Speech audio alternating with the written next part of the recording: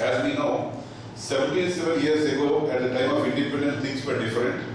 India has strengthened its economic growth and accounts for nearly 15% of the global growth.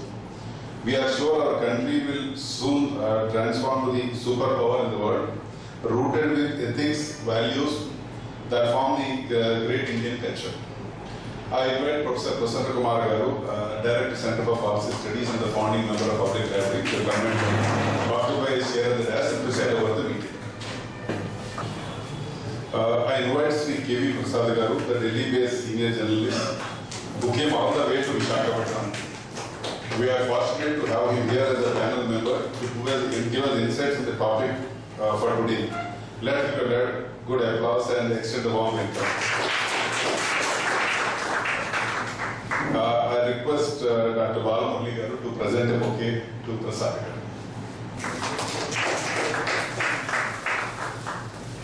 We to invite Commodore Retired C. Uday Bhaskar Garu, the Director of this Society for Public Studies and former Director IDSA and NMF. Let's give a big applause and extend the warm welcome. I request Uday Bhaskar Garu to come and occupy the chair in the desk.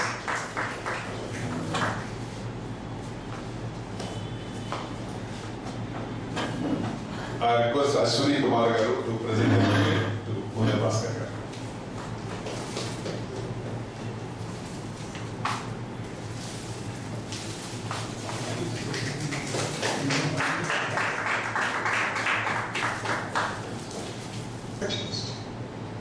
Once he takes up a particular mission, he ensures that everything is done to perfection. I congratulate you. And you are of Visakhapatnam, the architect of this beautiful. This is a place where so many good meetings have been held, so many important people were addressed in. And so many good things have been happening. There's also, more importantly, about 300 to 400 boys and girls assembled in the library.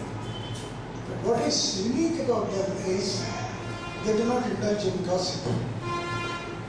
They are very earnest about their studies, preparation for their careers, and the entire credit goes to Bhaskar and his team.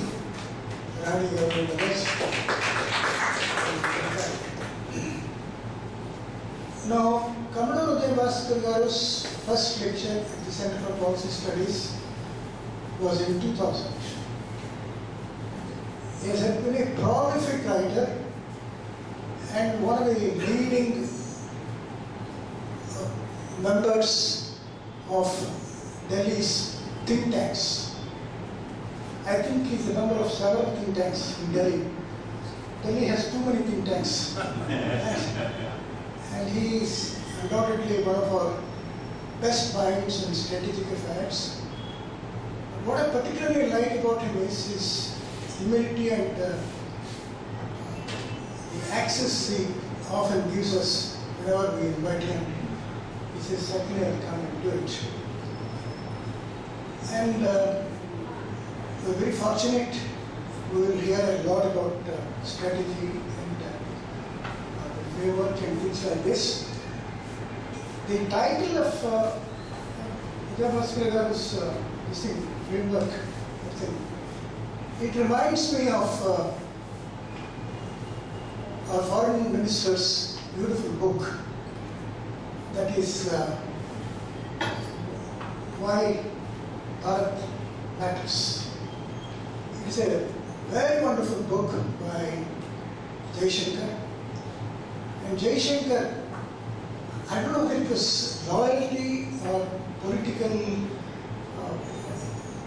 affiliation, whatever it is, ideological affiliation. He says that Narendra Modi is capable of taking India to the top. The ambition of Narendra Modi is to make India a globally prominent power. And he is going to do it sooner than later, according to him. Modi means business. It was all praise. For a while I thought it was bordering on flattery because he is in Modi's cabinet. Therefore, cabinet minister, flattening the prime minister, I thought for a while, in a weaker moment. But then I thought the arguments he made were very sound, and India is going to be a very powerful nation. Now, what happened to India? Perhaps the foundation was laid undoubtedly by that great man, Jawaharlal Nehru. Because he was the man who wonderfully wrote. I still remember Jawaharlal Nehru was not very much liked by the Americans. In 1948, Israel was born May 13th. And at that time, Israelis were not acceptable as a nation in India. And Nehru was leaning towards left. Ever since 1927, Jawaharlal, I'm taking a little bit of a time, sir.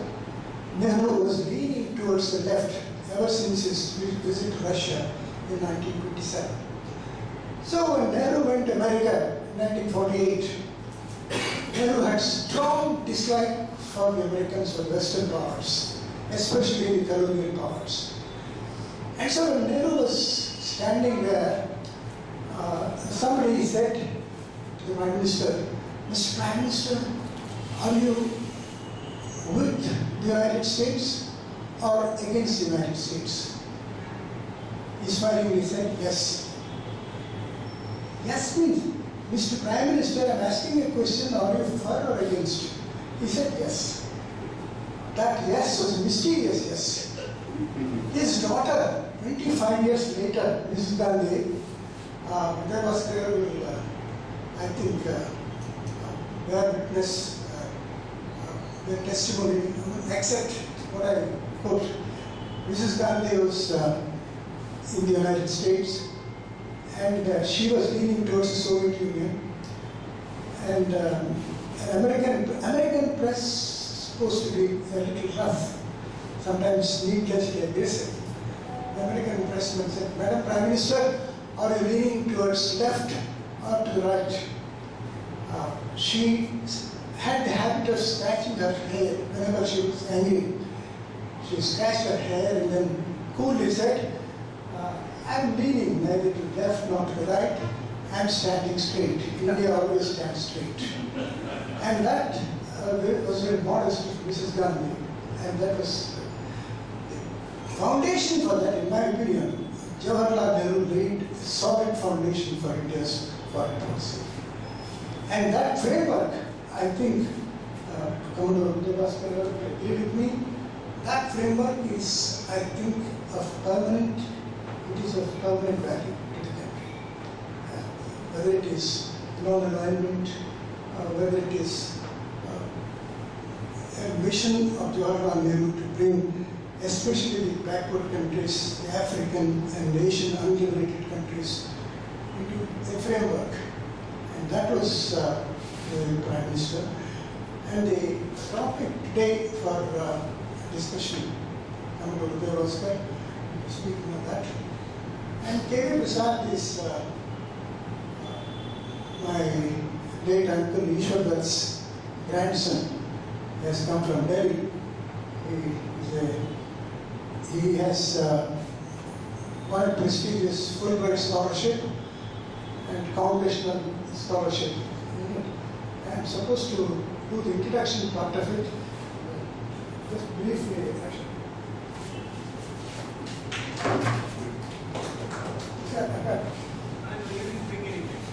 No, that was.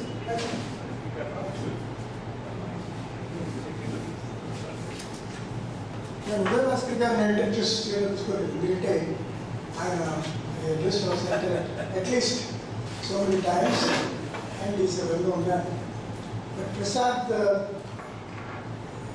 needs a few words of introduction.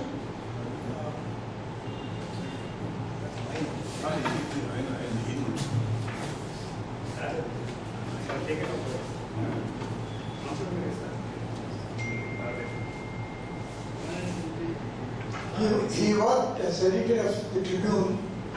He was a correspondent of the Hindu, graduate of the Hindu, and is a seasoned journalist and a senior journalist in Delhi, and he has been in the field for a long time enough to understand the nuances of political changes, developments, and things like this. Kevin Prasad, I'm thankful to you for accepting the invitation. It has come all the way. Now, 2 or 3 points and I shall sign off. Where is Mr. Modi taking India? That's the biggest question. Is Mr. Modi's ambition only to make India a globally prominent power? And yesterday in the Hindu, Suhasini Haidar has written a very long article about the neighboring influences and the rattling that is taking place in Asia. Asia is not what it was in Nehru's time. That is a different period altogether. Therefore, is India going to be a dominant, powerful nation in Asia or in the world at large? What is going to happen? And Narendra Modi is a strong-willed man. A man who is committed to certain values and certain goals. And he is going to make India a very powerful nation. And I think in years to come, India will definitely, our problem in Pakistan is no problem at all. We have no problems with other neighboring countries. Therefore, all said and done, India continues to be a dominant power in Asia, and it is going to be so in years to come. I would request Comrade Uday Bhaskar to explain the strategic framework that India is working on at the moment. Comrade Uday Bhaskar. Gratitude to Bhaskar and CTS and Bhaskar, whom I've got to know over the years. And I came a little early this morning, and he was already here, making sure that all the arrangements were being addressed appropriately. And he gave me a guided tour of the library. And I was very impressed because I'm coming here after a few years. And from the time I remember it last to where it is now, this is an extraordinary achievement. And he told me that any library is made by the books and the people who visit the library, the members. So when he mentioned that there is no sitting place, that is the kind of demand and interest that the library has generated. I'm so happy. And the bonus for me is that I was just telling him that he took me to one room, which is the storytelling room. I don't know if you have seen it, but if you haven't, I would urge you to go and see it. I am a freshly minted grandfather. We have 2 granddaughters who are 3 years and 1 year respectively. And I could see how delighted they would be if they are in a setting like that and very gifted storytellers can walk them through. So that's a very, very, I think, special addition to the library, and I want to commend you and your team, the Chief Librarian and the entire team for the way in which this has grown. My subject that Prasanna Kumar Garu has outlined, and I think he's already given us the framework, is about India and the evolving global strategic framework. And I think he's rightly drawn attention to the foundation made by Pandit Jawaharlal Nehru and the way in which successive prime ministers after him, during the Cold War, it was Pandit Jawaharlal Nehru, his daughter Indira Gandhi, briefly we had the interregnum of Prime Minister Lal Bahadur Shastri, and subsequently Rajiv Gandhi till the end of the Cold War. By and large, I would say maintained that particular orientation of India, which was broadly defined as non-alignment. And after the end of the Cold War, I think under the very able stewardship of P.V. Narasimha Garu, who I often remind audiences that he should be remembered and acknowledged not only for India's economic liberalization, but for his strategic acumen, the way in which he was able to give India both stability and a certain orientation to deal with the turbulence that was generated after the end of the Cold War in December 1991, when the former Soviet Union disintegrated and was no more. But if you look at successive prime ministers from Mr. Narasimha Rao through the successive tenures of both Mr. Vajpayee, a one-term prime minister, Dr. Manmohan Singh for 2 terms, and now Prime Minister Modi in his 3rd term, I think the attempt, which has been very well summed up by Professor Prasanna Kumar Garu, India has always sought to stand straight. Now, whether you say it was non-alignment in the Nehru years, now the way in which it is described is strategic autonomy. That is what India seeks, that we want to have a place and a space to be able to make up our own mind. If broadly I would say as that continuity as far as India's preference is concerned, the way India would like to position itself in the larger global strategic framework. That is the historical, I would say, thread that one can identify or highlight. But today when we speak in 2024, as I said, it is a very celebratory day. Today is August 15th. We are celebrating the 78th anniversary of Independence Day. And if you look back over these 7.5, almost 8 decades, there is much to be proud of. The very fact that India has, in a way, remained and continues to exude the resilience of participatory democracy is by itself, I think, a great win at the political level. If you look at all the other indicators, even in terms of the material status of the citizens, the opportunities from our parents, our grandparents, to the extent we can remember them, to where we are now, has been, as I said, much to be proud of. But at the same time, I think one should be objective. And like any class that we talk about, while we have many achievements, there are also many inadequacies in the Indian story. And that, I think, should also be objectively reviewed and considered. More so, as I said, this is a particularly propitious time. Very soon we are going to be celebrating India at 75 in January of next year, when we will be celebrating the Republic. And that I have always said, the Indian Constitution is a majestic document. The spirit of the Indian Constitution is something that has to be revered, it has to be, I think, applauded. The foresight and sagacity of those who drafted and put the Constitution together. And here again I want to make a detour and compliment Professor Kumar, who in his bulletin that he is now looking at, every issue of the bulletin in his editorial, which is very elegantly written, he draws attention to one or the other principle of the Constitution. And a very fine distinction as a professor of political science that he often makes. India became independent in 47. India became a republic in January 1950 and gave itself a blueprint, a soul in many ways. And while we created the structure of government, which in many ways was handed down from the colonial era, in certain areas it has not changed, alas. But that there is a distinction between the state which provides the government and the quality of governance, which is a concept that has to be distilled by civil society, by an aware citizenry that will seek a quality of governance that is in consonance or in conformity with the spirit of the Constitution. And that is the holy grail.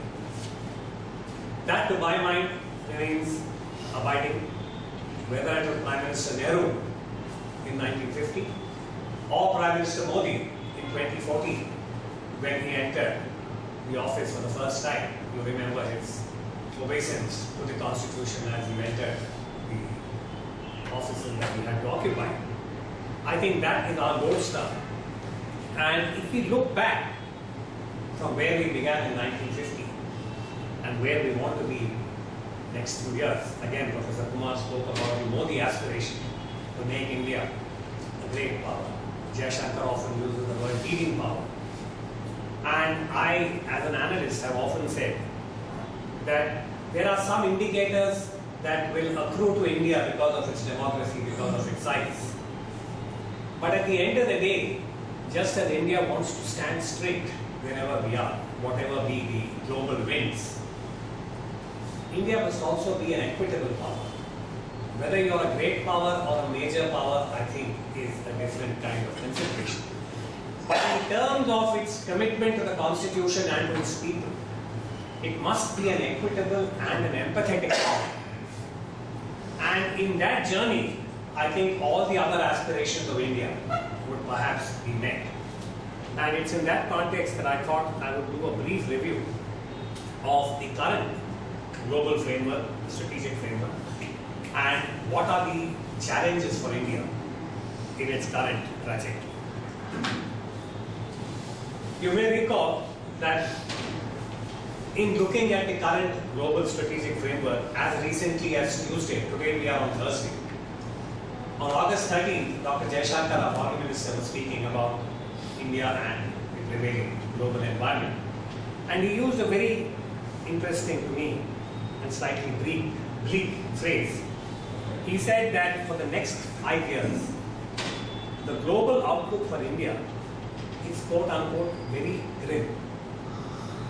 And he said this in the context of all that has happened over the last 2 years, where he drew attention to the ongoing conflicts in Ukraine, Russia, the invasion of Ukraine, the war in Gaza, as also the COVID and the post-COVID effect that the world is still grappling with. I thought that was a very interesting frame of reference about a very grim strategic outlook for India and how will India be dealing with this. I thought it would be very useful for us just very briefly to recall that when we talk about the global strategic framework, historically we are familiar with what happened post 1945. August is a month of many multiple relevancies. If you remember, August 6th was Hiroshima, Nagasaki, which followed on 9th. And in many ways, the defining moment for the world internationally was the arrival of the nuclear age. So from 1945 onwards, till the Cold War ended in December 1991, we had very broadly a phase called the Cold War decades. There was the phase 1 of the Cold War, there was the phase 2. But broadly, it was bipolarity, United States, former Soviet Union, and we are familiar with India's own preference to remain non-aligned in that particular 46 years. I'll try and summarize this in the complex kind of interpretation of the strategic evolution of the strategic framework. In 1991 December, when the Cold War ended, it appeared that the United States was now the only superpower, the sole hegemon. And ideologically, intellectually, the argument was that history had ended. This is the famous Francis Fukuyama book, The End of History. Concurrently, there was an advocacy to say that democracy has won because communism had been defeated, the former Soviet Union. And in a military strategic context, the argument was, the interpretation was that deterrence has prevailed. The United States was able to use deterrence, Ronald Reagan, etc., and ensure the disintegration of the former Soviet Union. And globalization had also prevailed, and that there was no more contestation to be engaged in. Democracy, deterrence, and globalization were there to take mankind forward, or so it seemed. The United States was seen as the sole super hegemon, which was advocating democracy, liberalism, and all the normative values. But we know that this was very short-lived. In less than a decade, from December 1991 when the Soviet Union disintegrated, in September of 2001, we had 9/11. And what 9/11 did, those of you who remember political science theory, it upended Max Weber. Max Weber had said that the state is the primary actor in matters of security. And it is the sole guardian of the legitimate use of macro force. The Hiroshima Nagasaki was the use of macro force by the United States. There's a huge debate that is still going on whether they should have done it or not. But the state was the primary actor when it came to security matters. 9/11 demonstrated that a non-state entity, in this case the Al-Qaeda, was able to challenge this primacy of the United States, the sole hegemon. And you know what happened after 9/11. 2001, I often say, was a very important punctuation in how the global strategic framework evolved. Just as we thought that from 2001 onwards that there was this turbulence and that the non-state had become a very critical actor, the United States embarked upon the global war on terror. And today, as we speak, August 15, 2024, you will recall, 3 years ago in 21 on this day, the United States had handed over Afghanistan to the Taliban. So the very Taliban that it was trying to engage and attack, starting in October 2001, the circle had full circle and the Taliban was back in power. And this is, again, in my formulation, the beginning of the decline of the primacy of the United States. Now, when we talk about the United States beginning, I think this had become the symbol in 2021. And we see the equivalent of what you might call as the post-Afghanistan years in terms of the global strategic framework, which is characterized by the weakening of the United States and its global profile. And this had a lot of relevance for India. Because if you remember, 21 was preceded by COVID. And the COVID pandemic had also churned the global framework. And even as we recall and say that the COVID was successfully dealt with, in this morning's news, I saw BBC, it spoke about a global warning on Mpox, the old monkeypox. And that there is a possibility that it could become as dangerous as the COVID and that the world will have to take notice. So I think what we are seeing is starting from COVID onwards, that no longer is it only the state that is the primary actor in terms of churning or creating the flux in terms of global developments. It's also the non-state, as we saw in the case of the Al-Qaeda. It is the pandemic, as we saw in the case of COVID, and now the Mpox as it is called, and all the economic kind of conversions that have taken place as a result of that. For India, as I said, the special relevance or the need for us to focus is that in the last 3 to 4 years, this period starting 2019-2020, India has been very deeply affected by the global strategic developments, which is why it justifies or explains why Dr. Jaishankar spoke about a very grim outlook for India. Reasons are as follows. You'll recall that in 2020, a very significant development took place in Asia, which is the bilateral relationship between India and China. In the summer of 2020, we had Galwan. And Galwan was a shock for India, because till then, going back to the time of Prime Minister Narasimha Rao, when the accord was signed with then President Jiang Zemin, there was peace and tranquility on the border between India and China, the line of control, the line of action control, LAC. That got disrupted in a very, very, I would say, dramatic manner as far as India was concerned. You will remember the officer from my school, Colonel Babu, Bihar Regiment, and what happened to the Indian troops. Ever since, I think India has become deeply aware of the challenge that China poses, not only as far as the territoriality issue is concerned, but in a number of other places, including the cooperation with Pakistan, what is happening in the maritime zone, etc., the Indian Ocean and so on. So 2020 Galwan is a very important punctuation again for India. And similarly, as we go forward, you can see that in 21 we noted US withdrawal from Afghanistan. 2022 was another significant year in terms of the global flux, because in that year, if you remember, in February, Russia under President Putin decided to invade Ukraine. For the first time in global history after the end of the World War, I worked for a long time with Mr. K. Subramanian, the father of Dr. Jaishankar, our foreign minister. And in those decades, one of the truisms that we all used to talk about in seminars was, war is now not a probable occurrence. Mr. Subramanian used to write a number of articles about saying that between the major powers, because of nuclear weapons, there will be no wars. And therefore, we have to plan our strategy differently. Russia, as a sitting nuclear weapon power, former superpower, member of the United Nations Security Council, decided to use military force and invade Ukraine for its own territorial claims. In many ways, what President Putin did was to make the Helsinki Agreement stand upside down. Because the core of Helsinki was that force will not be used to change borders in Europe. That is exactly what happened.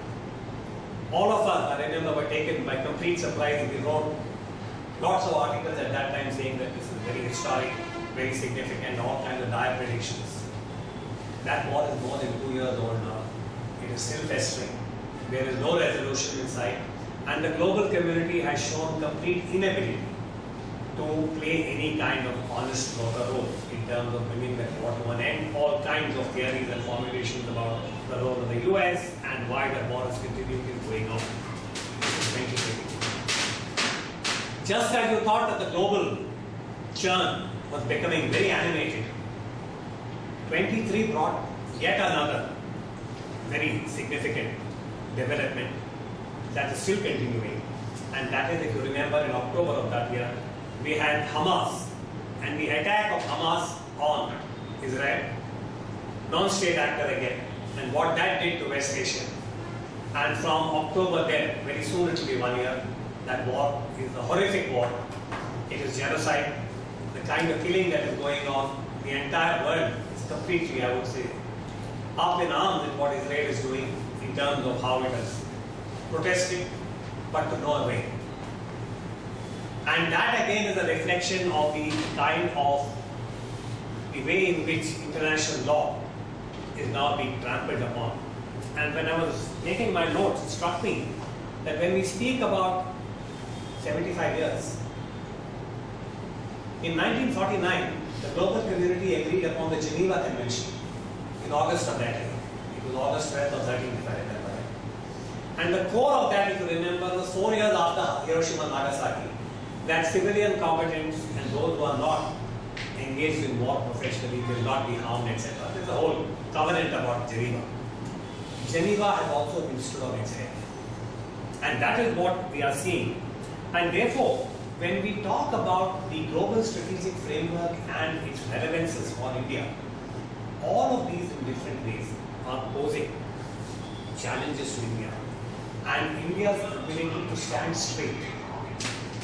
And to their credit, I think we must acknowledge that the Modi team in the last few years, in Modi 2.0, has been quite effective in navigating the ship of state, India, through these very choppy waters. Now, if you remember when the Ukraine war took place, India was being compelled to take sides. Are you with the West or are you with Russia? Yet, India managed to, as I said, maintain that delicate balance. And various reasons were given, and again, I think there can't be a more articulate, I would say, champion of India's interests in the global fora than how Dr. Jaishankar has articulated the Indian position. And he has ensured that the global community understood India's compulsions to engage with both Russia and the United States and the West. And I think this is also a characteristic of India's ability to navigate these complex issues. Even as we were talking about Russia, Ukraine, Gaza happened. And I think this is one more indicator about the complex global world. When we talk about globalization, now conflict has also become globalized. So no longer is it enough to say that this is one theater in a different part of the world and we are not affected. But we have seen exactly how the war in Gaza, the way it has spread, and the manner in which one more non-state entity, the Houthis, have contributed their own effort to this war in support of the Palestinians, and what that has done to global trade. Again, most of you may be aware that from the time the Houthis have attacked global shipping selectively, ships going towards Israel and so on, the effect has been a ripple effect. And last reports say that almost since October, November to now where we are, global trade has been affected by almost $1 trillion. What is happening is that ships are now rerouting. Instead of coming through the Suez Canal, the shorter route, they come around the Cape of Good Hope, Africa, or take another longer route across East Asia. That adds to freight. And the cumulative value is supposed to be almost $1 trillion, and the Indian citizen, or the citizens of the world all over, are paying these higher freight. So the short point being that globalization of conflict has got many repercussions, many consequences, and India is directly dealing with them. I'll take a few minutes, if I may, sir, just to conclude the last part and talk about India's own, I would say, challenges. That in this evolving framework, how will India deal with, or how will India position itself? Again, from this very forum in CTS many years ago when I came, I was working on India's post-Cold War security challenges in a conceptual framework. And I had introduced the concept of a hexagon of powers, which I said at that time would be relevant in the global 21st century. And my formulation was that there are three major powers represented by the United States, Russia as the inheritor of the former Soviet nuclear weapon arsenal, and China, which had become an independent power, particularly after its economic progress under Deng Xiaoping and Jiang Zemin.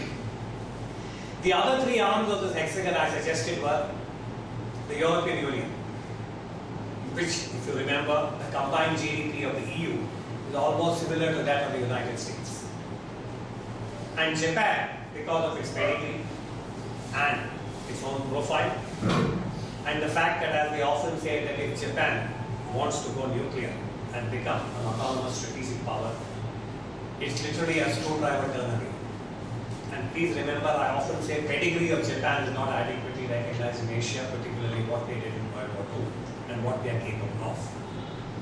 And the final arm of the hexagon is India, which I used to often introduce in those days in my slides as India with a question mark. Saying, I was doing this paper in the mid-90s when Narasimha was the Prime Minister, and we had not yet become a nuclear weapon power in a declared way. So there was ambivalence about India in the mid-90s. That ambivalence was removed by Prime Minister Bhaskar. So today I again submit that we have a more defined hexagon, wherein the United States has got two of these members on its side, which is the EU and Japan. They are formal allies. Russia and China are increasingly moving toward the formal alliance, short of engaging in combined military activities, as in the case of Ukraine, because China is also a cautious power. And the question mark is India. Will India remain straight without tilting towards one side or the other? Can it afford to do so? And what will be the kind of role that India will play, which is often referred to as a swing state? So India becomes a critical swing state in Asia, because in the event India and China arrive at an rapprochement, it will change the whole strategic framework of Asia and by extension that of the world. Conversely, if India and China engage in hostilities, that would have an impact on all of Asia, right into the Indo-Pacific, going to the Quad and all kinds of other areas, and could also impact the global strategic framework. So much depends on how India makes its own choices. And by the way, Choices is the name of a book written by the former NSA, Shiv Shankar Menon. Those of you who have the time and inclination may like to see it. It offers some very good insights into how India arrives at certain decisions and what choices it makes. And for India today, how will it deal with what you might call as, another kind of way of looking at the world? In the decade following 2000, I remember we used to have conferences about what is the nature of the world order. And we spoke about bipolarity becoming unipolarity when the United States was the sole hegemon. And then there was an argument that perhaps we are moving towards multipolarity. And I used to then argue saying that maybe we are looking at the emergence of a contrapolar world. Contra taken from the word contrarian and contradictory. That increasingly nations will be working in manners that would seem contradictory, and their impulses will be contrarian. And I think India in many ways fits that particular definition of a contrapolar world, a nation in a contrapolar world. If you look at our engagement, whether it's in Moscow, whether it's in Washington, whether it's in our own immediate neighborhood, what do we stand for and what is it that we are supporting? At the end of the day, of course, as Jaishankar often says, it's India's own interests. And how do we define those interests? And how do we advance them? And I think that is where we are currently poised about India's aspiration to be a leading power. And the reality that is India. And here I come back to, I think, one of the tenets of political science, that any nation state will be defined not only by its geography and its demography, but by three pillars that are supporting the nation state and its aspirations, and also dealing with its anxieties. One is its political culture and political integrity. The second is, of course, its economic capabilities, the sinews of prosperity. And finally, the military muscle. These three are abiding pillars for any nation state. In each of these, I think an objective reality check would suggest that we have to look at that part of the glass that is not full. We have already said India should be applauded, much to be proud of in the last 75 years of independence. But when we look at where we are going, which is the challenge posed by Professor Kumar when he was asking me to define what is it that we should be discussing, and he gave me the suggestion of the India's evolving profile in the strategic framework, I want to offer something that may seem a little bleak, and I hope you'll bear with me. I'm generally an optimist. I say I'm a cautious optimist. But when it comes to India, I also want to say that I want to be an objective and cautious optimist.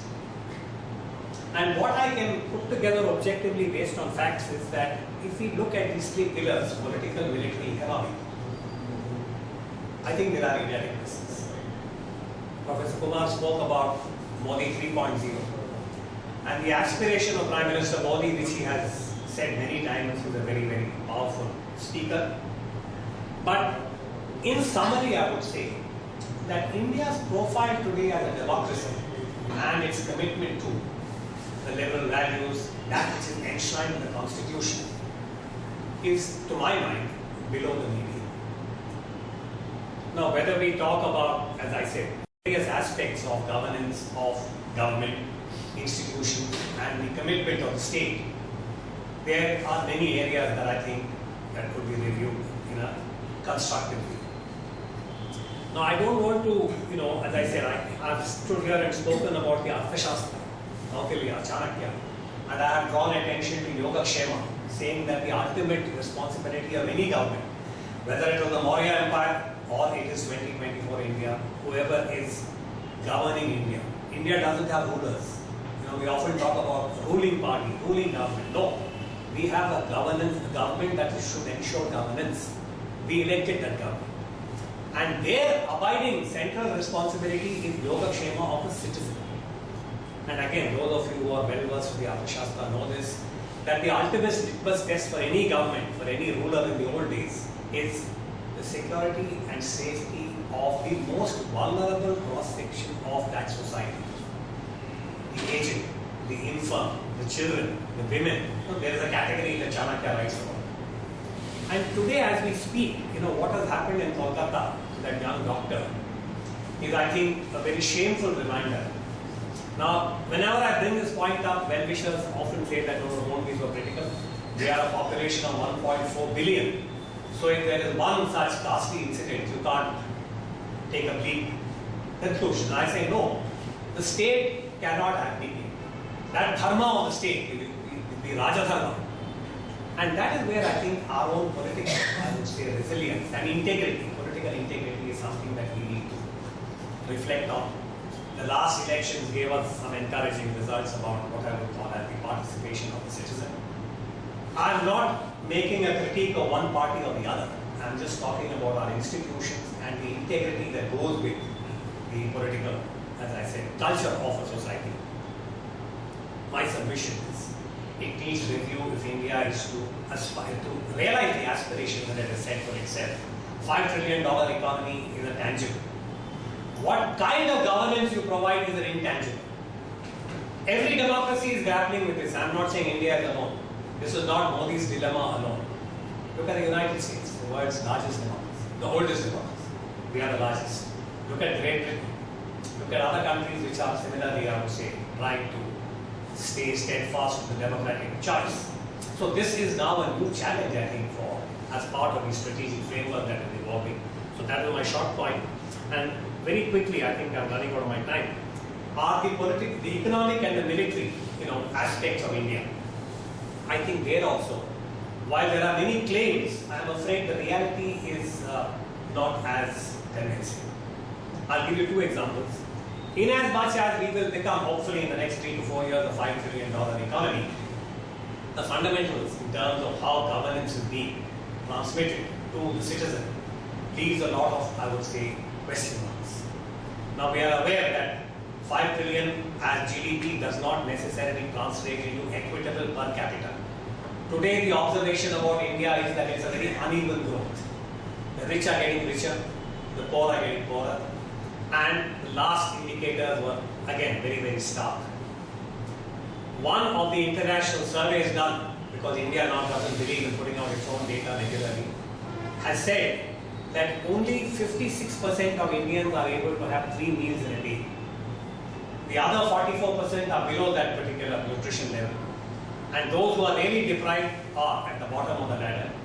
So much so that the government has to provide free grains to a large cross section. So when we talk about major power, leading power, equitable power, all of this has to be, I think, kept in mind. Again, there are many indicators. Stunting, children, all of these have been commented upon. We cannot ignore them. That is my submission today on August 15th to this very informed audience in Vizag. And one more indicator on the economic side, if I could, put this down.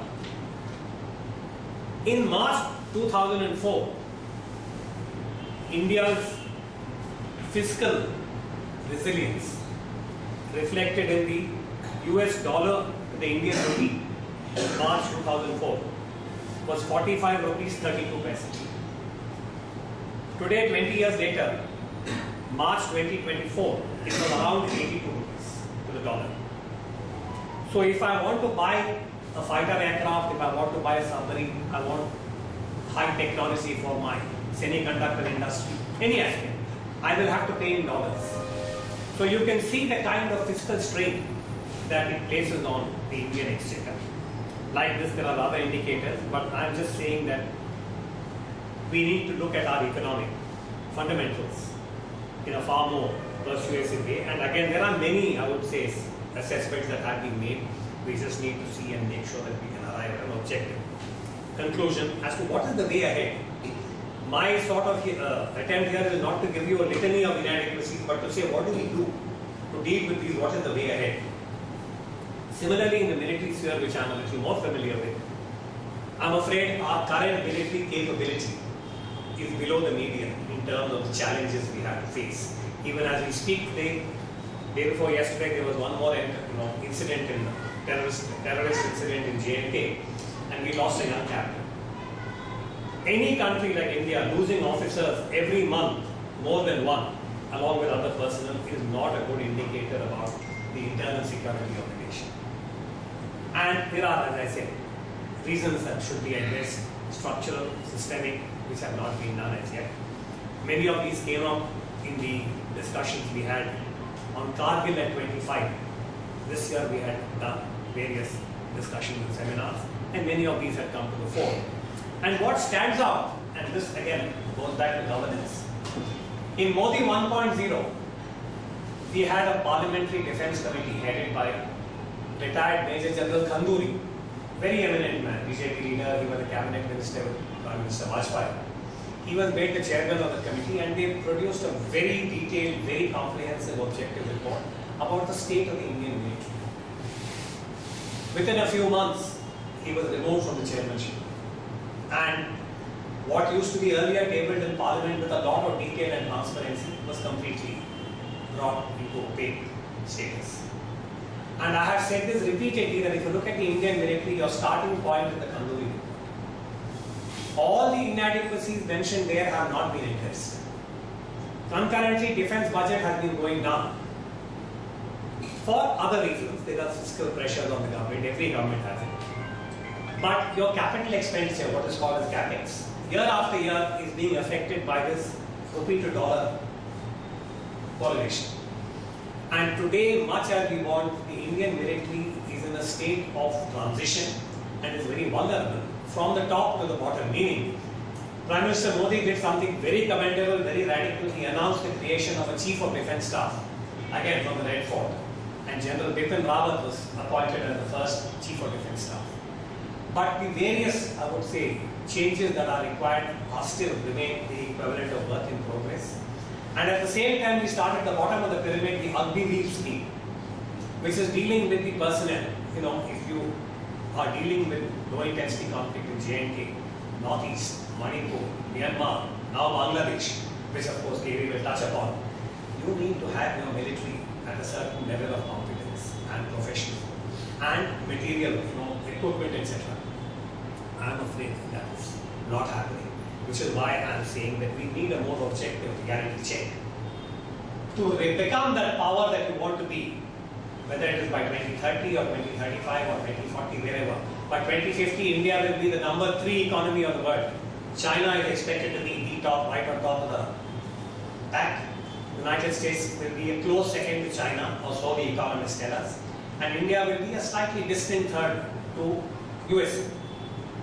Will we be able to sustain this path with all these challenges? And the last one, I'm afraid, comes back to governance, which is democracy and education.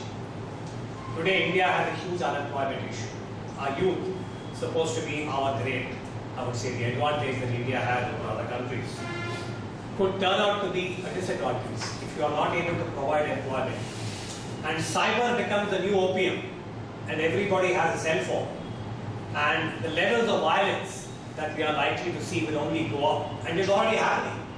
Year after year, the level of organized violence in India is increasing, whatever be the affiliation, whether it is political, religious, or otherwise. And this could become a very serious internal security issue. And I'm afraid, again, I say this very sadly on Independence Day, the quality of education is also declining. You know, the kind of rigor that we used to associate with our universities, colleges, schools, I'm sure all of us are observing it in our own way. And what I would call as political and ideological compulsions trumping what should be hardcore academic rigor and professionalism is being compromised, and I think we pay a very heavy price. I mean, Nelson Mandela had said this many years ago when he came out of prison, that if you want to undermine a nation, just corrupt their education system. And that, I'm afraid, is what is happening to us today, and we may not be aware of the implications. But in all of this, what you might think is a bleak kind of outlining by me on August 15, there is a silver lining. And I think Vizag represents a silver lining. And why Bhaskar and Visakhapatnam are here, I think, you know, institutions like this small library, the Vizag Public Library, the CTS, I think India's hope is in the younger generation. And what they would be able to do, I think, to deal with all these challenges, issues. And that is why I said I remain an optimist. I'm a Vizag boy, so I'd like to think that perhaps Vizag can pick up one or two of these small, I would say, strands and demonstrate that, you know, citizens are becoming more aware and would be able to do both for their own country and expect more of the governments that they elect. So it's on that spirit, as I said, Jai Hind and greetings on Independence Day. Thank you. I'm sorry I was. One of the surprises we talked about India, and Nani Paliwal said there are 6 failures that are likely to destroy India sooner or later. Very interesting thing happened. That lady from Bangladesh, suddenly she landed in India, and she is in such a way. Suddenly, she is in such some secure place. That reminded me of a famous joke that Radhakrishnan cracked. A Greek king was welcomed to India. He was coming for the first time on official visit. The President of India received him. Radhakrishnan, with characteristic humor and brilliance, he said, "Welcome, Mr. So-and-so. You are the only one who came to India invited. Alexander came without invitation." Therefore, this India, for instance, I mention this because from Nepal comes black peddler, from Bangladesh comes migrant, from Pakistan comes the terrorist, from somewhere everybody makes India a wonderful place to sneak in, and that is one of the threats.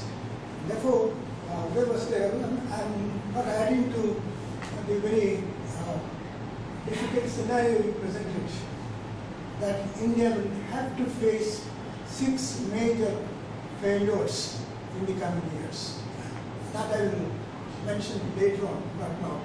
And thank you very much for this.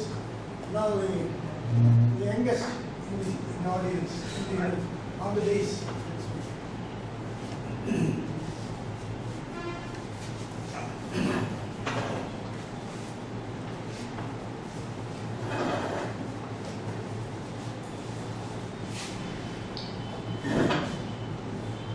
Bhaskar. Thank you for inviting me, and thank you for Professor Kumar who said I should be here. So for me it was more of an order, let me put it that way, because as a family elder, we never say no to them. Number one. Number two, thank Mr. Verma for the excellent hospitality he has extended for my stay here. I just want to carry it from 2 points. So, Dr. Bhaskar. Of course, my remit is to talk more about India and the neighborhood, because we are in a difficult neighborhood that everybody knows. So, how the situation has changed in the last couple of years itself, I can touch upon. Because as Vajpayee used to say, Prime Minister Vajpayee, you can change everything, but you can't change your neighbors. So you have to live with them. You are in a neighborhood, you have to live with it. You can't do everything else. But I was reading a very interesting piece yesterday in one of the magazines, when you talked about military and the kind of challenges that we are going to face.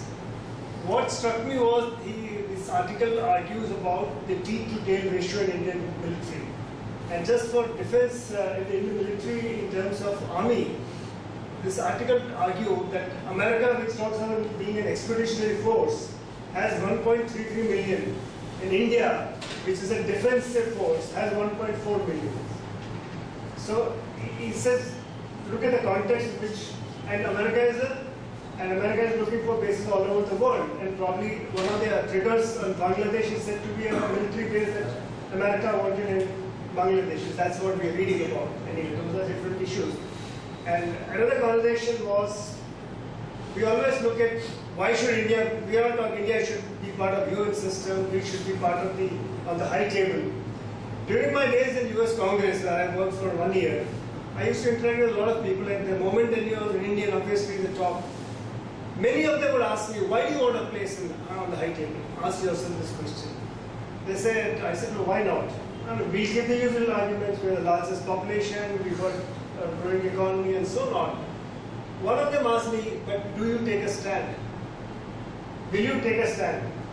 And that is what sets you thinking.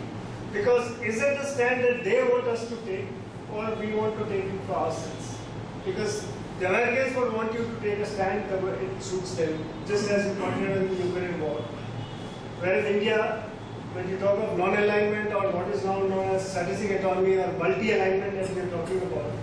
In fact, I argue in a different format, what are we talking of non-alignment today has become the voice of Global South.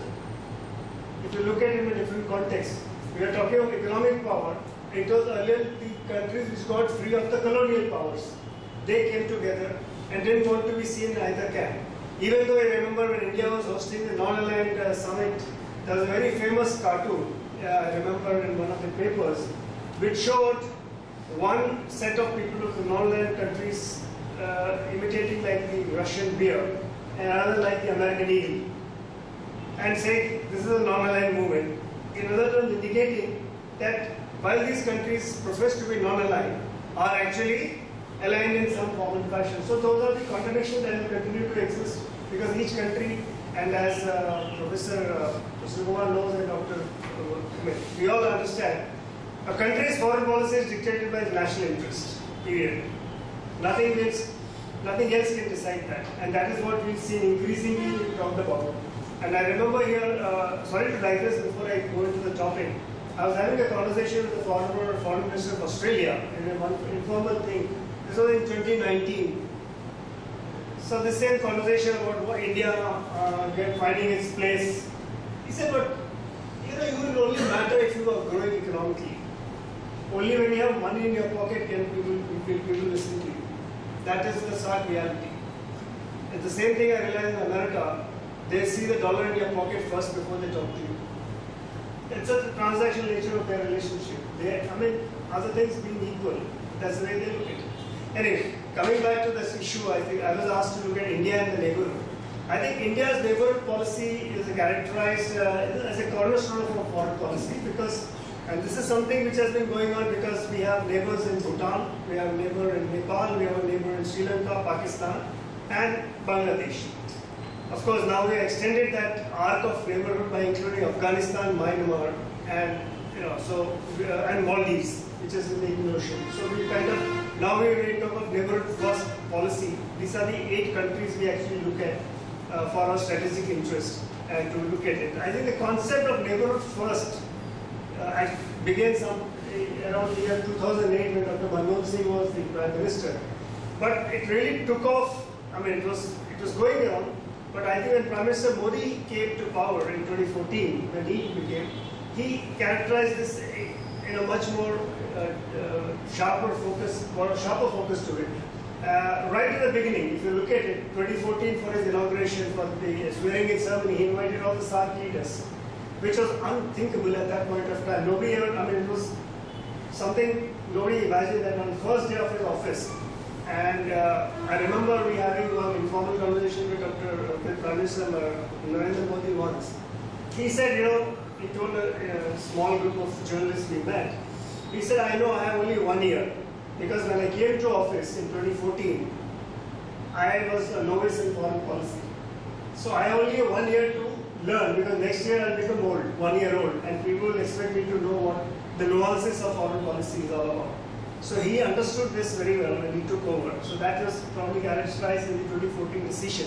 And if you read former President Pranab Mukherjee's book, he mentions about this fact when Prime Minister Modi reaches out to him to say, and I think he welcomed it because he understood what foreign policy was all about. Having been the foreign minister of this country, he understood very well what it meant.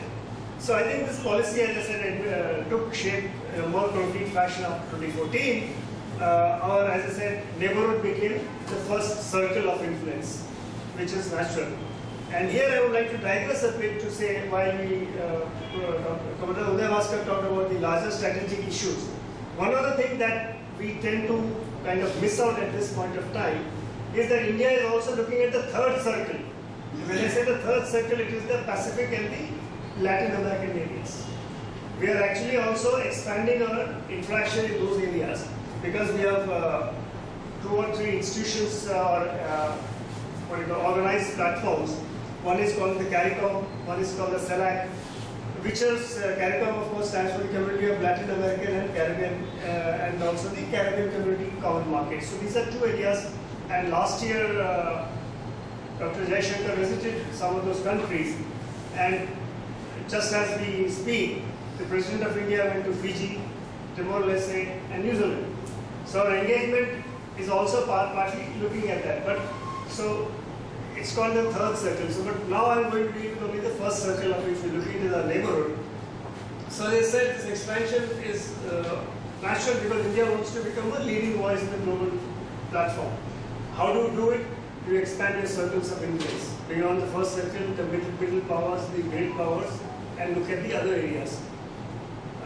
I was also reminded here when I was talking about the third circle, I was having a conversation with a former Indian ambassador of Iceland, a former ambassador of Iceland to India. He is now posted elsewhere. So he said, he was looking at the India-EU foreign trade policy. He said, why does India not get its FTA with going with Europe? He said, you should do it because once you do with EU foreign FTA, it will help people like the Nordic countries. And 1 year ago, I noticed that India was negotiating independently a free trade agreement with the Nordic countries. So you understand the economic aspects get merged into this foreign policy very much. Anyway, the concept of prioritizing relationship, of course, began in 1947, largely because of our colonial heritage that we've had in these areas, shared history, all that we've had. So India remains an influential country in South Asia, with China pursuing a policy to dominate Asia. And strategic and naval historian Alfred Thayer had predicted that whoever controls the Indian Ocean dominates Asia. So the security implications linked to the growth of economy, military and diplomatic strength. And China contends that Indian Ocean is not India's ocean. That is what China says. And while that reflects Beijing's hegemonist attitude or intention, China is building logistics, military bases around. So that is one of the threat everybody realizes. So India has to take steps to prepare itself on this. As Uday Bhaskar said, the military aspect of it, that becomes wedded into this concept of foreign strategic policy. So progress during the last few decades, I mean actually, if you look at the neighborhood policy, started taking concrete shape. I said 47 onwards we had engagements, but in the mid-80s, when we started, the concept of SARC came up, I think Rajiv Gandhi's time, 87, the formal structure of a South Asian Association of Regional Cooperation. Of course, that has now held hostage to the relationship between India and Pakistan. The last SARC summit was in 2015 in Kathmandu. In fact, I had been there to cover that particular session. As I said, 2014 was a changing situation where Prime Minister Modi invites everybody to SARC and then changes the global dynamic and the regional dynamics. He tried to bring a new setup. That didn't work with Pakistan, of course. I mean, we all know he tried to inject some new dynamism into the thing. But I'll come to that a little later when Uri and other things happened. So his visit to Lahore, unintended or sudden change of plans, when he was coming back from Afghanistan, he tries to go and attend the wedding of Prime Minister Nawaz Sharif's granddaughter. So I think that was a new policy shift that India tried to inject, but then it didn't work. Things went change after that. So over the last decade, what are the issues that this policy has evolved? There are 5 structures that are important here. One is the increased diplomatic engagement, India's neighborhood policy, economic cooperation, security cooperation, efforts for regional integration. So these are the 3-4 pillars on which India works. Diplomatic engagement, of course, is important because you have to, one of the things in what diplomatic is saying, you have to allow quiet diplomacy, allow diplomacy to work. You can't keep it in public domain all the time. It needs to, so that is one area. So our interactions going, apart from what diplomats do, we have a frequent level of high-level exchanges. Just as we've, at the meeting here today, this week we had the foreign minister visiting Maldives. He's just come back from Maldives visit. And yesterday, I think our foreign secretary came back from Nepal. So these show that we continue to engage with these countries at various fora. Security cooperation, of course, joint initiatives in counterterrorism, disaster management, and border security. That's the structure. Economic, emphasis on trade agreements, investments in infrastructure, and development assistance. And India is quite ahead of that. We are also working on the regional integration, which is supporting regional connectivity, having projects, participating in regional multilateral organizations. So besides SARC, which of course, as I mentioned, is inactive for the last few years, I mean, at the level of formal heads of SARC meeting, but SARC Secretariat does work on its own level, and it's continuing to do its projects which is carved out earlier too. Now we have a new thing set up, which is we created the BIMSTEC. It's rather an inelegant acronym, if I would say, for the Bay of Bengal Initiative for Multi-Sectoral Technical and Economic Cooperation. And that's important because this, and over the years, BIMSTEC has proved to be a key body for regional cooperation, serving as the link between South Asia and Southeast Asia. And under this, the Government of India, our policy has not just neighborhood first, but has extended the Act-East policy into it. Because we're looking to the Southeast Asian countries, also as our own effort to build equation with Southeast Asian nations, also which are part of the ASEAN network. So that is a process that you cannot detach itself from. We have several military exchanges, we have military level exercises, Army Chiefs Conclave, the BIMSTEC, disaster management, scholarships, and so on and so forth. This is what we do. And one of the things we can look forward to is the BIMSTEC meeting, which is going to take place on September 4th in Bangkok. And Prime Minister Modi is expected to attend that, which probably would be the place where he can also get time to converse with the new Bangladesh caretaker administrator. That's the first opportunity after the change of guard in Bangladesh. So that has a, and India is now, as part of its BIMSTEC commitment, is planning to set up 3 centers of excellence, including one to look at maritime transport. So these are some of the points that we look at it. But there are some challenges in this concept. And the challenges were also highlighted recently by the Parliamentary Standing Committee on External Affairs.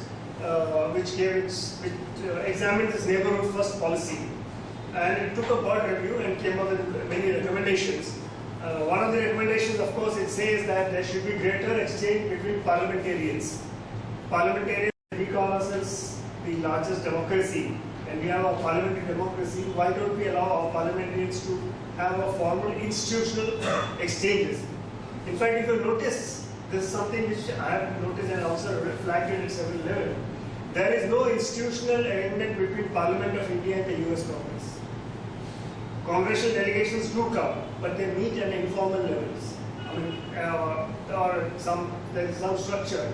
And I once found out from the congressman I was working with, he said the point is American Congress is totally different way of organizing itself in foreign policy, whereas Indian foreign policy is largely dictated by South Bloc and the government of the day. So there is a mismatch or their understanding and our understanding of the way we deal with things. But the challenges that were looked at was looked at illegal immigration or migration, terrorism, defense and maritime security, development of border infrastructure, northeast development, lines of credit and its monitoring, tourism, relations with China and Pakistan.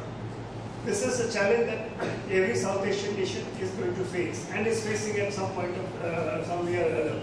Now when you look at illegal migration, what does that mean? It remains an issue and keeps cropping up in the political sphere, especially during elections. Linked to it is the issue of smuggling of weapons and drugs. To counter such movement, India requires to improve its security apparatus closer to the border, close coordination with the police. And we know police is a law and order in a state subject. So you have a need a little bit. So here the foreign policy has to work with the state government to ensure that you kind of have some kind of a semblance of order. Now since 80 terrorism is a threat, which all of us know in India are very aware. So while Pakistan remains our primary area of concern, India has to deal with the possibility of such activities from other countries too. For instance, insurgents in the northeast were known to take refuge in neighboring countries. And again, one of the articles just referred to, Bangladesh in this case used to be a very good place for India in the last 15 years, which had turned the tap off on this insurgent, crackdown on insurgents, because the insurgents who were otherwise fleeing to Myanmar and even Bhutan at earlier time. And if you remember during Prime Minister Vajpayee's time, Bhutan carried a major military exercise to beat out the camps of insurgent camps. So this is the regional cooperation which allows him to do this kind of a thing. And today the worry, change of guard in Bangladesh, what it will do to us in terms of. And there was another piece which was published in one of the magazines yesterday I was going through. And probably Uday Bhaskar will be able to comment on this better. The kind of security commitment that India will now require to put in the Cmde area, because that's a silvery corridor as it is known as, which connects India to the northeast. So what kind of commitment will it require pulling back troops from other places and put it there? So these are all strategic calculations that the country needs to keep calculating all the time.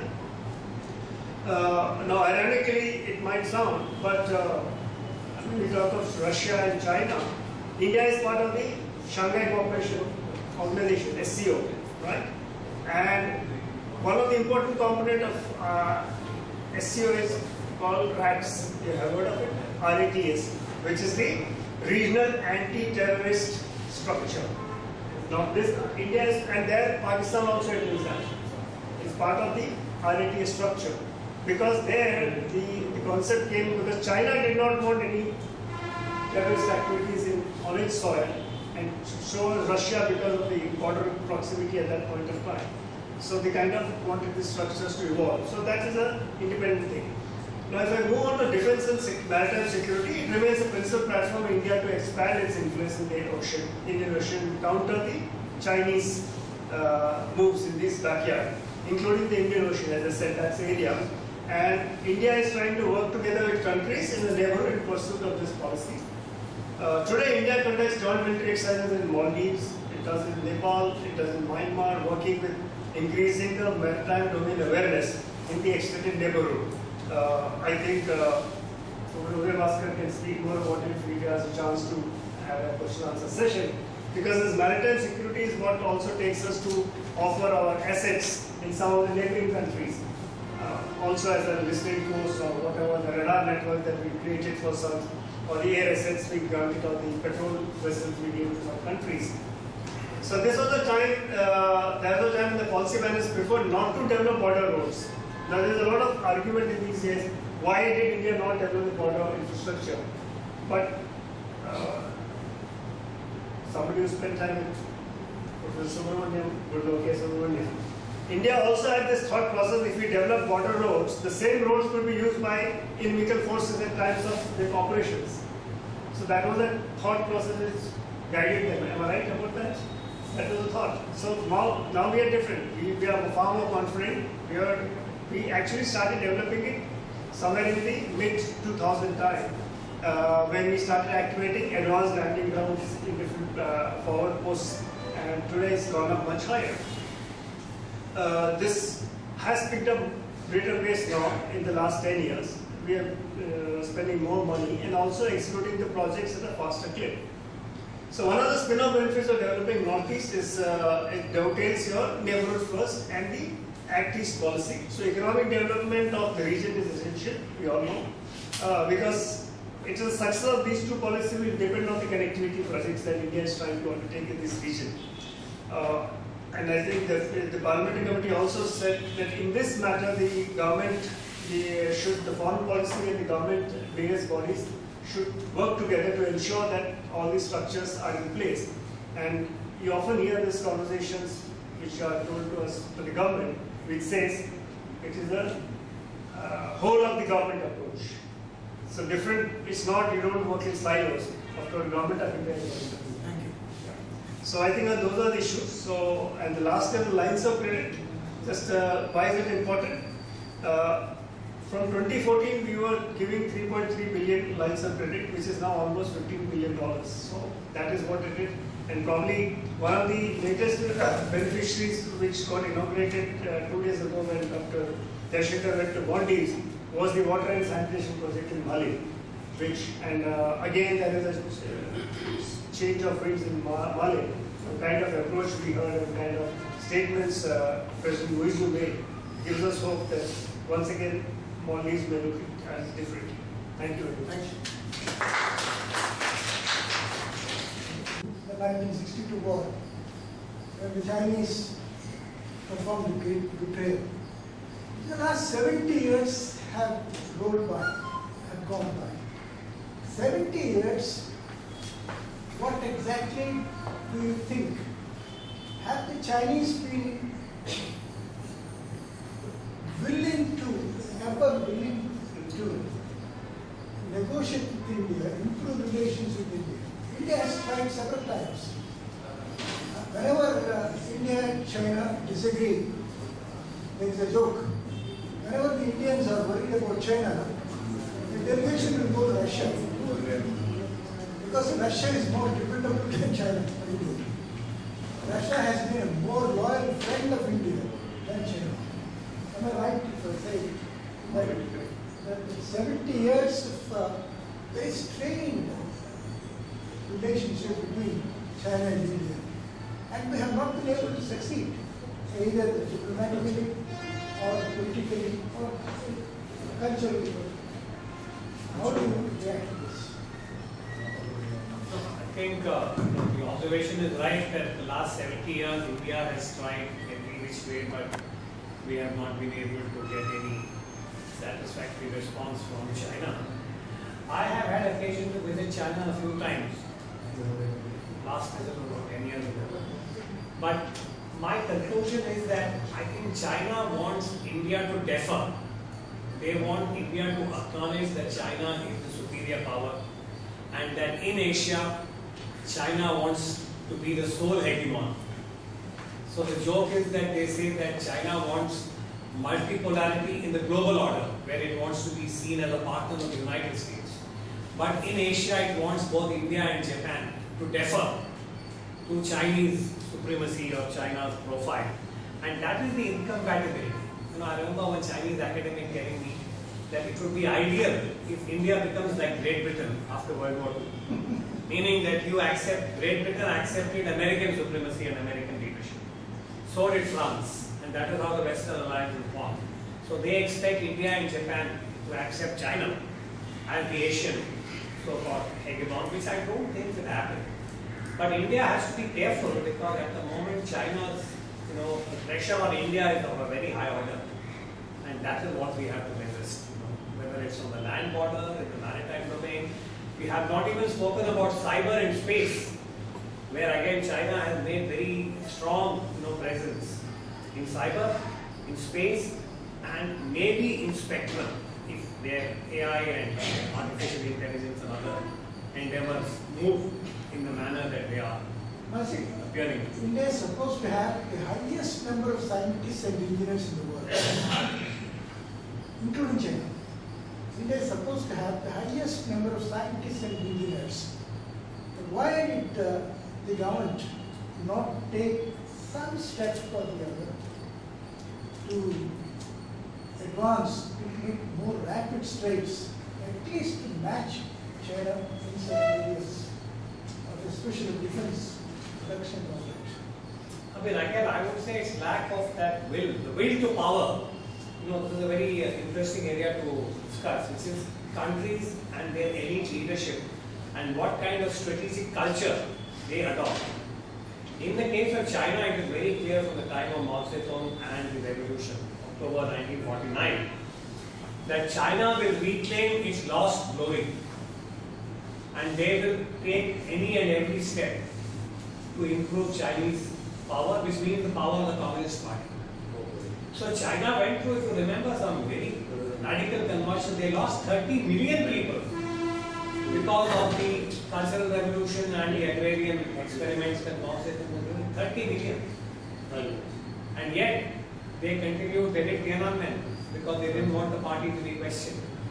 And so their focus on power is, absolutely steadfast. India is democracy, slightly, indecisive, and it has its own, I would say, characteristics.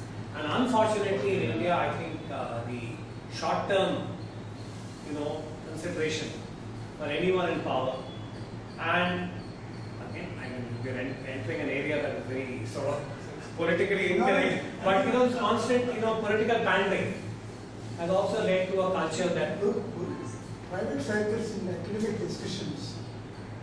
1 year, 2 good things happened for India. Zhou Enlai and Mao Zedong died in the same year. One in January and the other in September.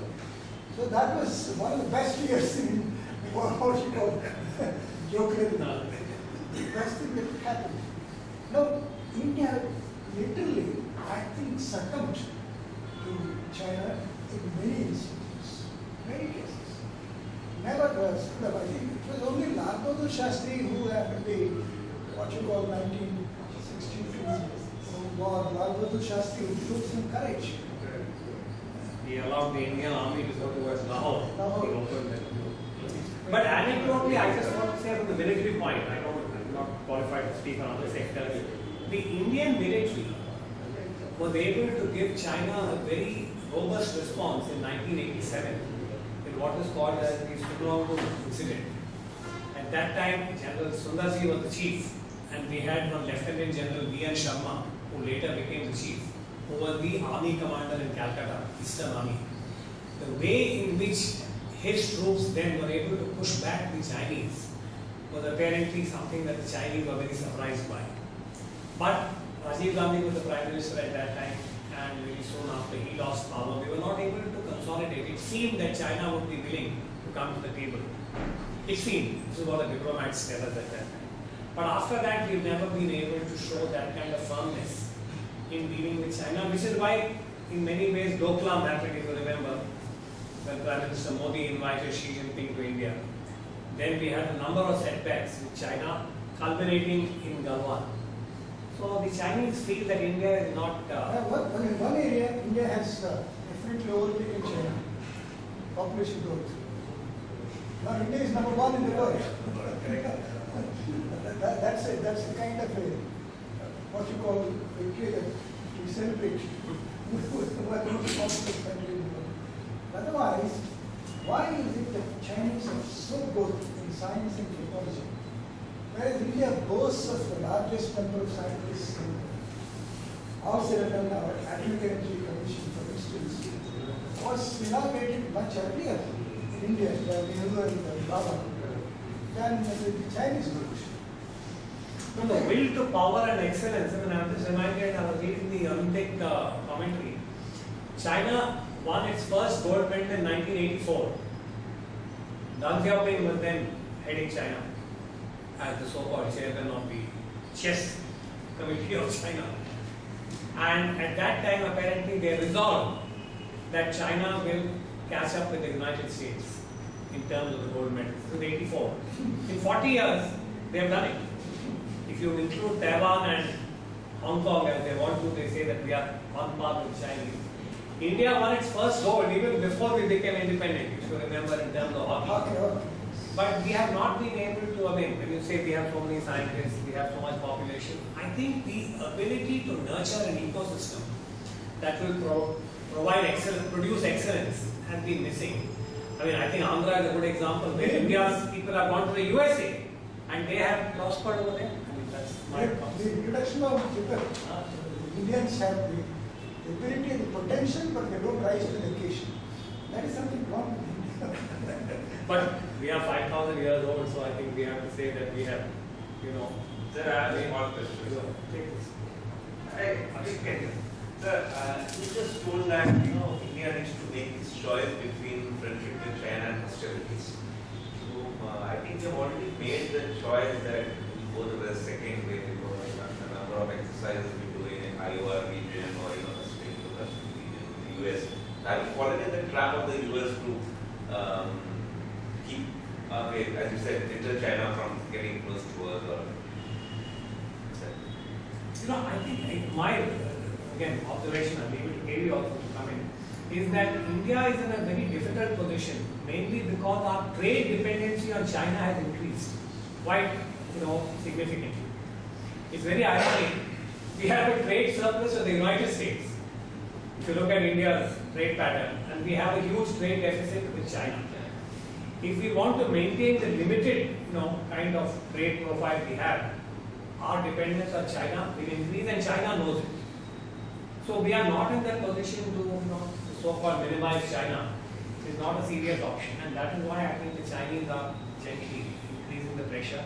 The last budget, if you see, we have made concessions. Now we are allowing Chinese to come in. So our ability, I think, to go with the Americans, will be constrained by this, because that is why I keep saying that India is in a very difficult situation in relation to US, in relation to China, and in relation to the neighborhood, as Mr. Prasad has just pointed out. And therefore, we need to increase our own capabilities on our own. There is an old adage in political science that power recognizes power, and power disparages weakness and indecisiveness. And we are slowly falling into the second basket in terms of major powers. Because tomorrow, if there is a war with China, as we saw in the case of Galwan or we saw in the case of Kargil, we are down to 2 to 3 weeks of actual material, availability, whether it's ammunition, equipment. So our military vulnerability is quite high, and the whole world knows it. We are back to asking Moscow, we might have to go back to Israel, we might have to go to the US. So my response would be that I think Mr. Modi is also aware, so is the rest of the team. Delicate situation. We cannot push beyond a point. But I hope we don't fall between two stools. That is what will be our real setback. And we are very, the whole thing is very fragile. That is what I think we have to be aware of internally as citizens of the country. We need to develop our own capital. Yeah, absolutely. Absolutely. And especially in the cutting edge sector, I think the next 10 years, China and the US will be in the semiconductor war. That will be the defining, kind of determinant. And again, I speak to some of the best brains, many of them are Indian who come to Delhi for conferences. And they say that despite they as professionals telling even the Modi government for the last 10 years, and Dr. Manmohan Singh prior to that, we have not made the investment. And therefore our best scientists are working with the multinational companies of the other, led by the US and so on. So it is the same Infosys kind of pattern, that we are providing what in the colonial days used to be said that India was providing the hewers of wood and the carriers of water for the British Empire. Today we have become the equivalent of the IT lower end of the spectrum. All the patents, all the cutting edge things, all the AI, and the highest levels of technology are being serviced by Indians working for foreign companies, whether it's in Bangalore or in Hyderabad or in Silicon Valley. And we have not shown, our ecosystem is not throwing up that leadership to say that we will, focus on AI or focus on semiconductors. That breakthrough has to come at some point. So there's no single product that you can say is made in India which is the best in the world. I read somewhere, very interestingly, that Deng went to China, went to the United States in 1978. That was the turning point. Deng took over after Mao. He went to the United States and then he said, now I know how to change China. He didn't. And that didn't take much time. So when I asked Adi the same question, if the Chinese engineers and scientists could do so much in such a short time, why India sent so many people abroad, especially to the United States? Every family has one son or daughter going to the United States studying there. And Abdul Singh very jokingly said, Indians, they work very hard and very well in America, but they don't do the same thing when they come back to India. That is why there is something very interesting about it. We have done so much. For instance, 12% or 15% of top Indian scientists are working in America. About 15%. And half of them would be enough to make India a very strong country, very powerful country, scientifically advanced country. So these are big contradictions. You yourself said in the beginning, so many contradictions are there. The education, the very first point that you touched was a very important. We have neglected the most important thing, education. This is what Amartya said. Primary education and higher education in India are the worst sufferers.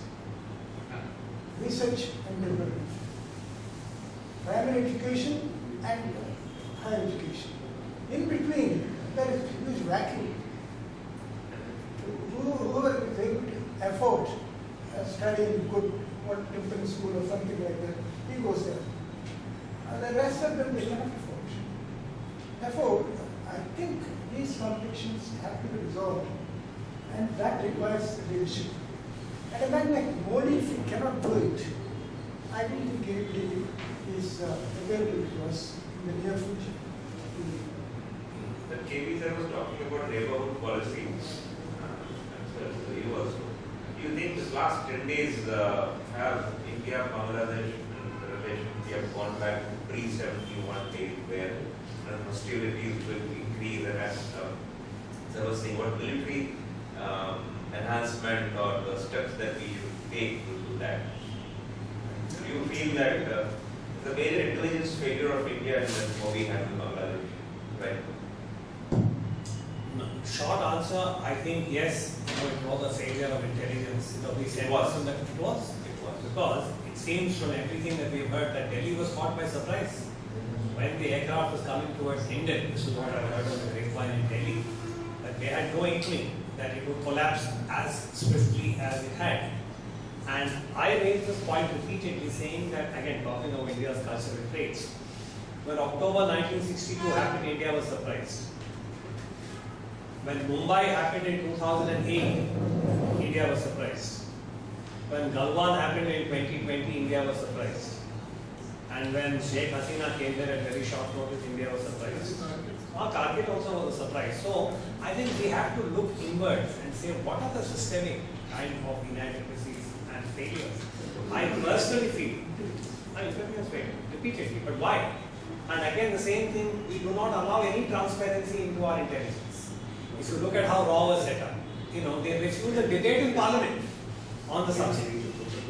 And in the last 2 years, there has been a lot of, I would say, negative commentary about India's intelligence operations abroad, etc. And I come back to political integrity. You can't be a democracy and say that I'll be a quiet sort of encounter specialist. The state has to have that level of confidence in itself. I personally fear Bangladesh will become more of an internal security challenge in the next few years till they stabilize internally. Because all the elements that were there pre-71 are coming back. Pakistan and China. That's what I fear. But I hope I'm in a minority and I hope I'm wrong. No, I think here first we'll have to wait and watch how Bangladesh settles itself. Because they are in a state of flux. They themselves know what kind of structure will evolve in that country. And 85-year-old Yunus, how much stability will he be able to bring? Because he's not an administrator in that sense or term of political experience. So that is something we'll have to, and that's what they're looking at. But do you see BNP coming back? Because BNP is fundamentalistic in approach. Awami League has a different approach to India. Plus, Awami had, Awami pro-India and helped us. So that's why we kind of entertained or we kept engaging with them. But today, BNP. the fact that they have removed Sheikh Mujibur Rahman's statue and then vandalized the way, that shows what kind of what is happening with that country. He says that the effect is not ordinary effect. It is spreading. The Yunus puppet, I feel, I think, it is. Today, except Bhutan, that is today. Even Bhutan, Yeah, they want to they want to go with China. Bhutan, and I remember an informal conversation with the former Chinese ambassador. He was saying, we are doing our best to open up to Thimphu, but you guys are standing in the middle.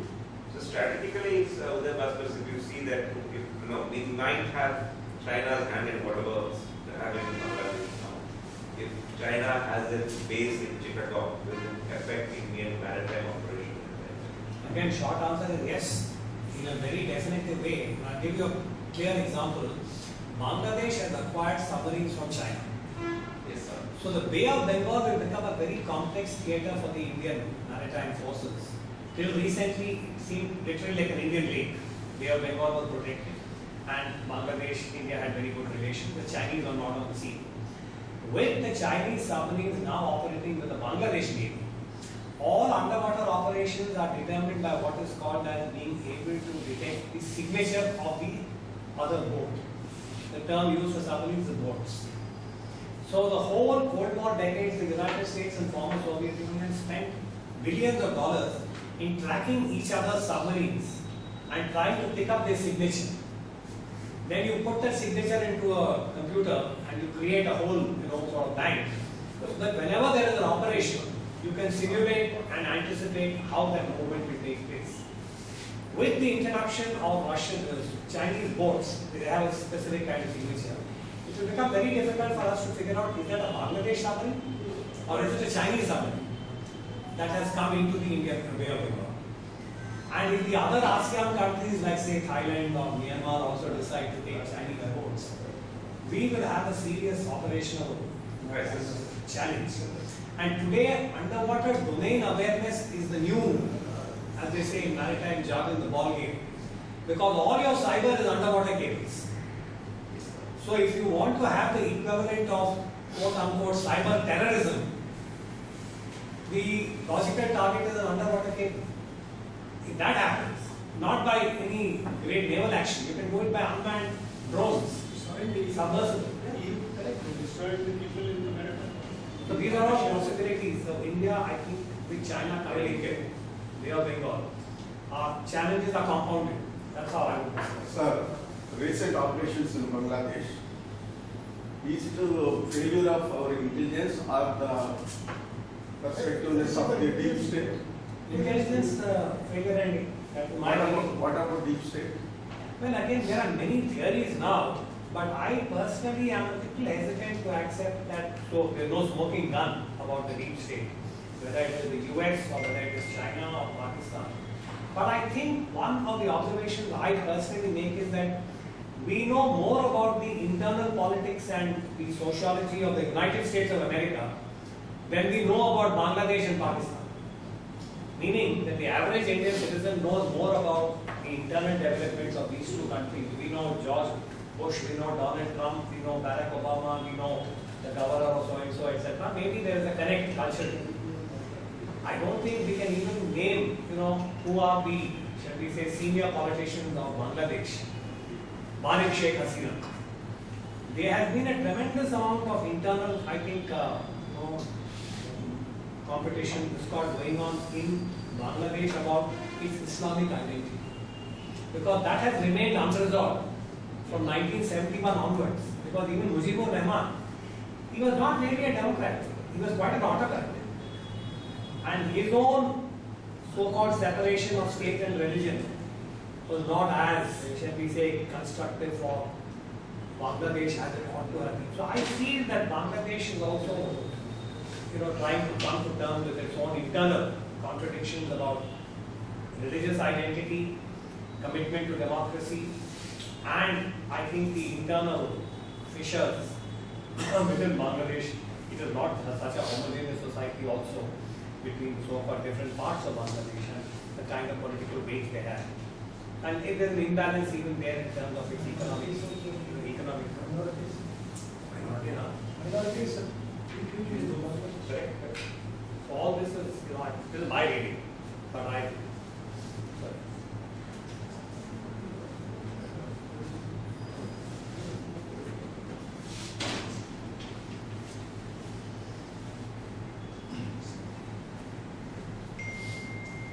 Good morning, everyone.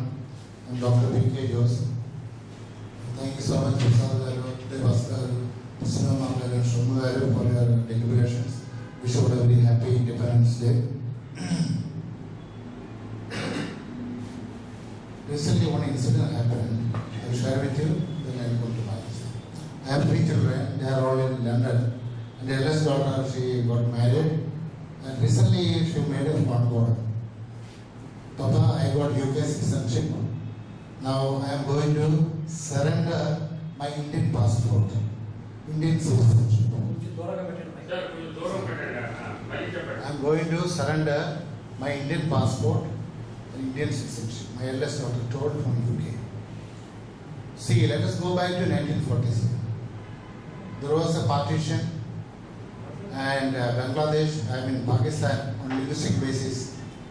Muslim countries, Muslims, Hindi speaking and Islamic, they formed a separate country. That partition is still continuing, sir, what I am believing. Many Indians are leaving citizenship, renouncing citizenship. We speak about 3rd largest economy in the world going to be.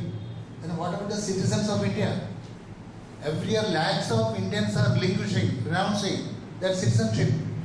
Where we are going to? So this is my question, and I hope the dignitaries may give some answer. Thank you. I think, Mr. Joseph, what you are saying about a large number of Indians now wanting to renounce their citizens is a fact. It has been, I think, tracked, and they have talked about high net individuals, HNI. Many of them who can afford it, because many countries are now asking for large sums of money for immigration and also for potential citizenship. I think it is also a reflection of saying that, certain number of Indians are not enthused by what is happening.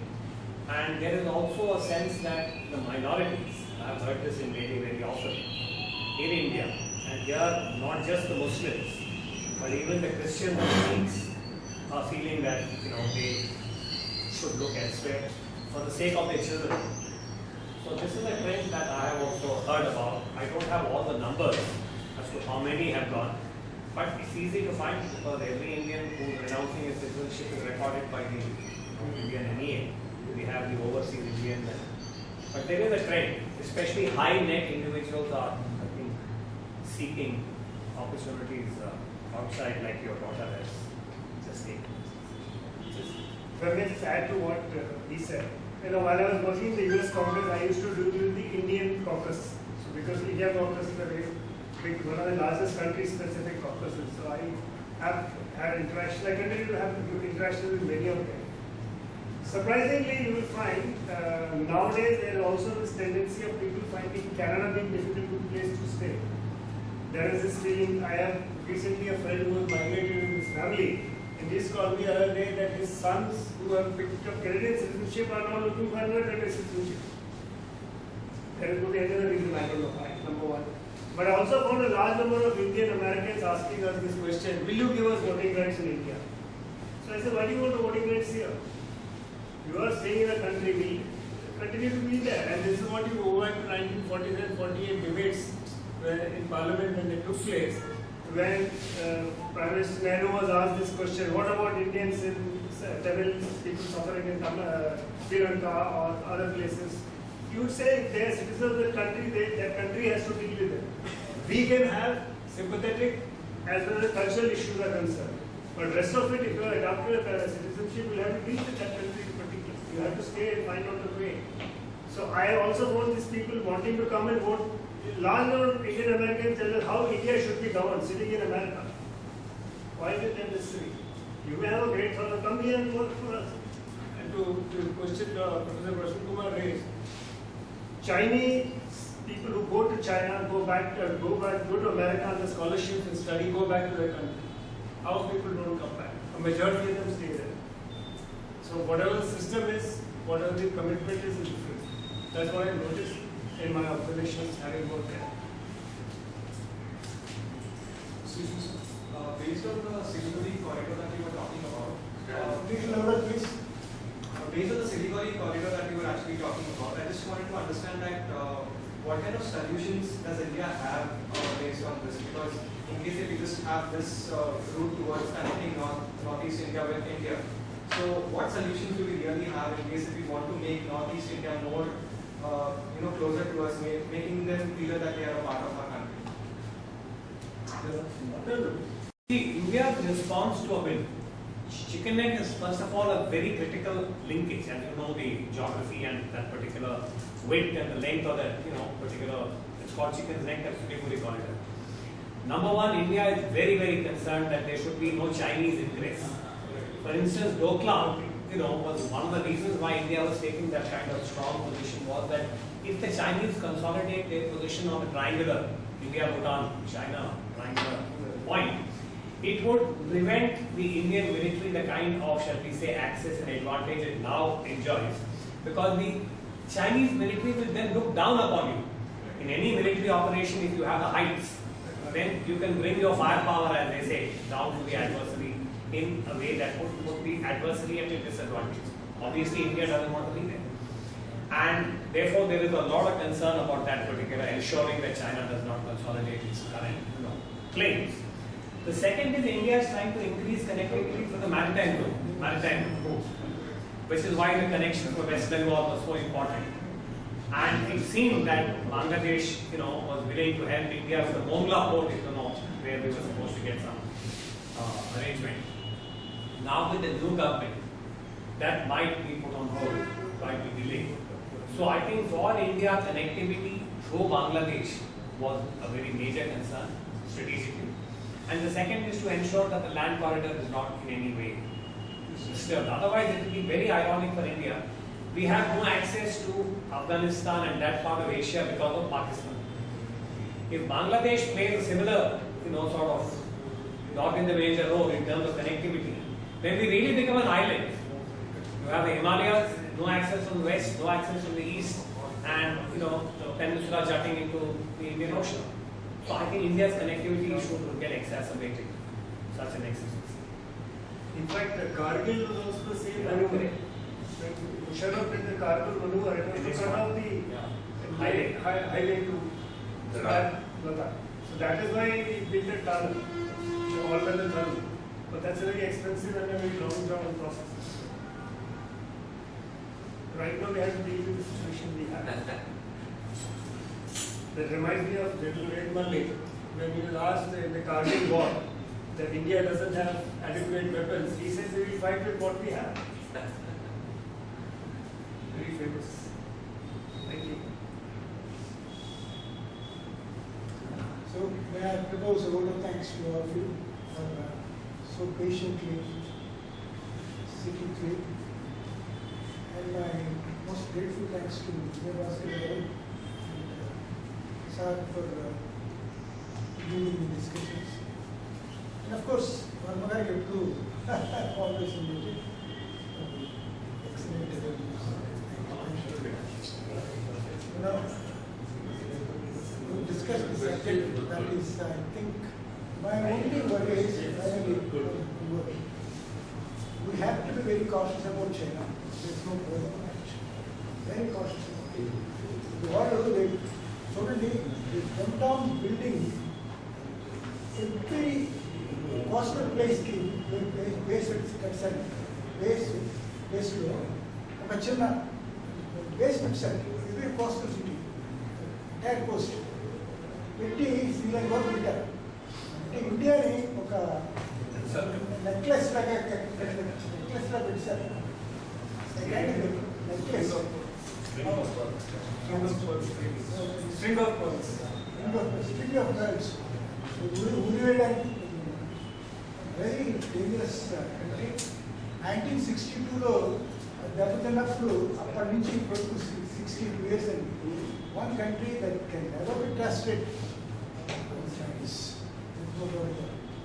They are not also, but they have definitely ethics and politics do not go together in the case of China. One of the Deng model was build your strength, bide your time.